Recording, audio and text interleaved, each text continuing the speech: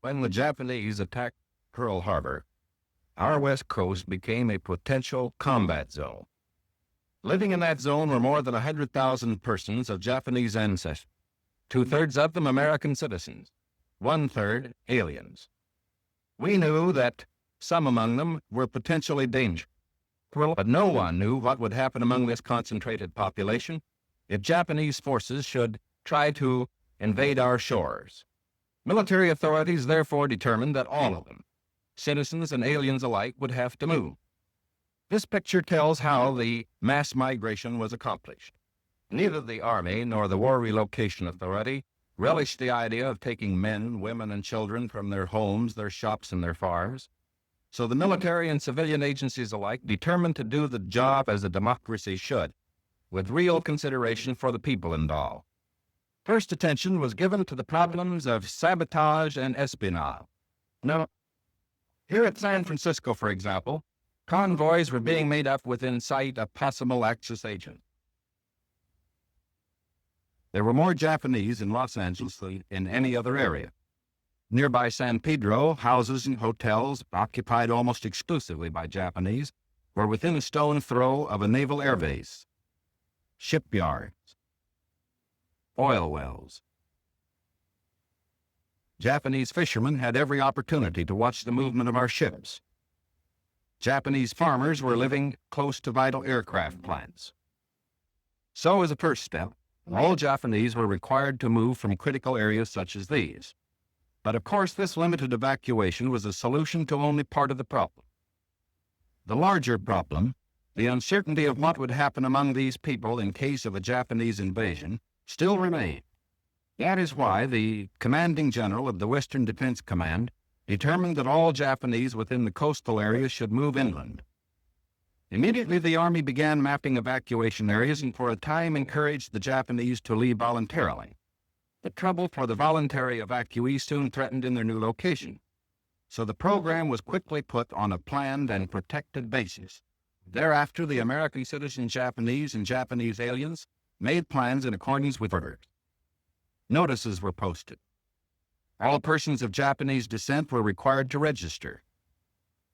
They gathered in their own churches and schools, and the Japanese themselves cheerfully handled the enormous paperwork involved in the migration. Civilian physicians made preliminary medical examination. Government agencies helped in 100 ways. They helped the evacuees find tenants for their farm.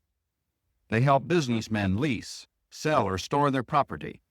Now, this aid was financed by the government, but quick disposal of property often involved financial sacrifice for the evacuees. Now the actual migration got underway. The Army provided fleets of vans to transport household belongings and buses to move the people to assembly centers. The evacuees cooperated wholeheartedly, and many loyal among them felt that this was a sacrifice they could make in behalf of America's war effort. In small towns as well as large, up and down the coast, the moving continued.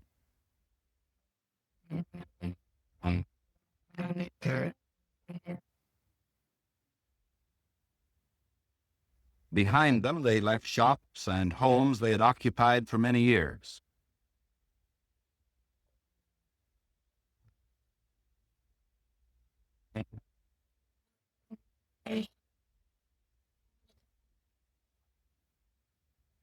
Their fishing fleets were impounded and left under guard. Now they were taken to racetracks and fairgrounds where the Army almost overnight had built assembly center. They lived here until new pioneer communities could be completed on federally owned lands in the interior. Santa Anita Racetrack, for example, suddenly became a community of about 17,000 persons. The Army provided housing, plenty of healthful, nourishing food for all. The residents of the new community set about developing a way of life as nearly normal as possible. They held church services, Protestant, Catholic, and Buddhist. They issued their own newspaper, organized nursery schools, and some made camouflage nets for the United States Army. Meanwhile, in Arizona, Utah, Colorado, Wyoming, and elsewhere, quarters were being built where they would have an opportunity to work and more space in which to live. When word came that these new homes were ready, the final movement began.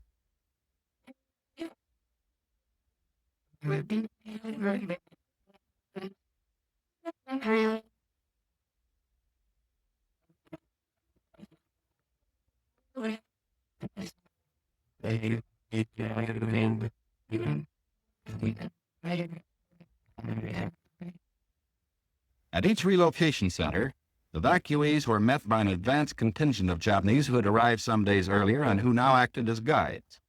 Naturally, the newcomers looked about with some curiosity.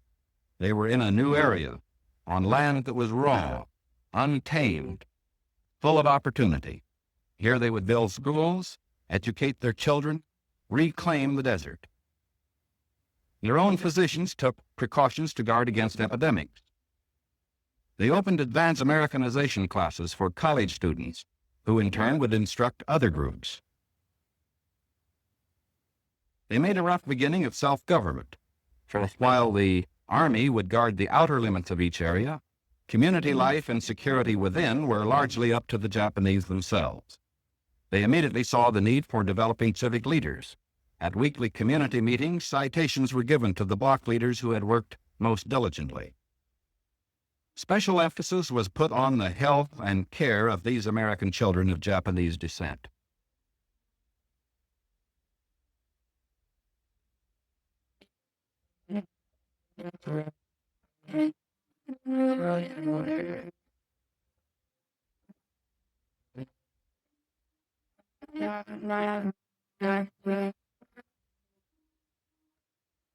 Their parents, most of whom are American citizens, and their grandparents, who are aliens, immediately wanted to go to work.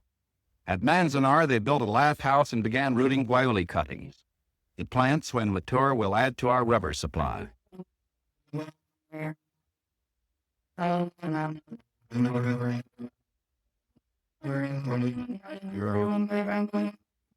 At Parker, they undertook the irrigation of fertile desert lands.